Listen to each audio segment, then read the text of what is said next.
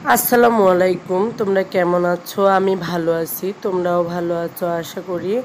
তো আমি বাসা থেকে বেরিয়ে পড়লাম, রাস্তায় হাঁটতেছি সন্ধ্যাবেলা, বা কিছু বাজার নেওয়ার দরকার তাই হাঁটতেছি।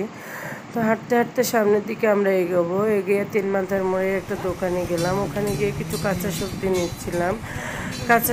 নিচ্ছিলাম। তো কাকুর সাথে কথা বলে ভালো লাগলো না, পাশে আরেক দোকানে গিয়ে কাঁচা সবজি কিনতেছি। সেখানে গিয়ে আমি ভাইয়াকে বললাম, ভাইয়া আমাকে কচু দেন আর বেগুন দেন তার সাথে। তো পুঁই শাকটা দেখে রেখে দিলাম। সেখান থেকে এসে ভাইয়া আমাকে কচু আর বেগুন দিয়েছে। ওটা নিয়ে কিছুক্ষণ দাঁড়িয়ে থাকার পরে আপনার ভাইয়া আমাকে বলতেছে, চলো তুমি নাকি কিছু খাবে। সেখানে গেলাম, যে দেখি পুরি ভাজতেছে আমার এক আঙ্কেল।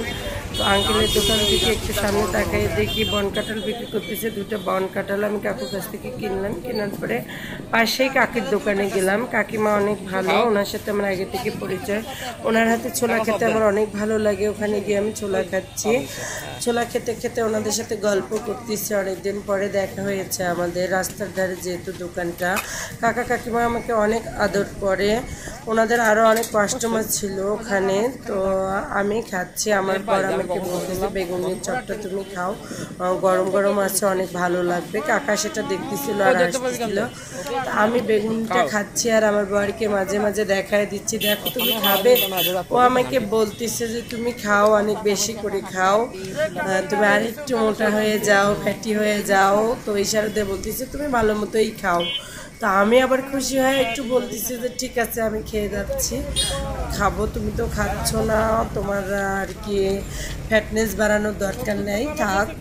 তো ও বলতেছে ঠিক আছে তুমি মজা করে খাও, সন্ধ্যা নেমে আসতেছে, খাওয়া শেষ করো তাড়াতাড়ি। তো আমি এক পর্যায়ে খাওয়াটা শেষ করলাম, করার পরে বাজারটা হাতে নিয়ে উঠে পড়লাম, রাস্তার উদ্দেশ্যে রওনা হলাম। তো সন্ধ্যা নেমে এসেছে, তোমরা দেখতেই পাচ্ছ আমি রেলের ধার দিয়ে হাঁটতেছি বাসার উদ্দেশ্যে।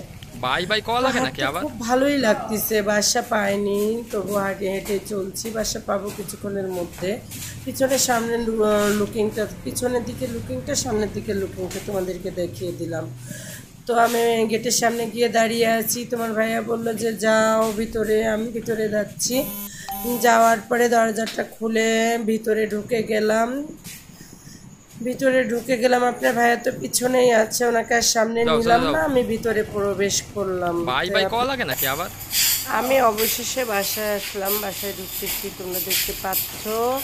খাওয়া দাওয়া শেষ করে চলে এসেছি, মাঝে মাঝে বরের সাথে ঝগড়া করতেছি, বাসায় ঢুকেই পড়েছি, তোমরা দেখতে পাচ্ছ। ভিডিওটা কেমন হলো লাইক কমেন্ট শেয়ার করে জানাবে। খোদা হাফেজ।